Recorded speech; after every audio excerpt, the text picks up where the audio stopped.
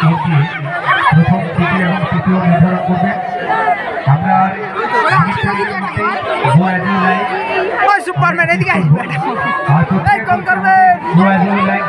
করবে তোমরা যার যার জায়গায় চলে যাবে। প্রত্যেকে চলে যাবে। আমাদের বিচারকরা তোমাদের পারফর্ম দেখে নিয়েছেন। আমাদের যারা বিচারকের আসনে যারা আছেন তারা পারফর্ম দেখে নিয়েছেন তোমাদের। তাদের তাদেরকে আমরা আমাদের বিদ্যালয়ের পক্ষ থেকে পুরস্কৃত করব। আমরা যেমন খুশি সাজো তার রেজাল্ট আর কিছুক্ষণের মধ্যে পেয়ে যাব। আমরা এই রেজাল্ট ঘোষণা করার পরেই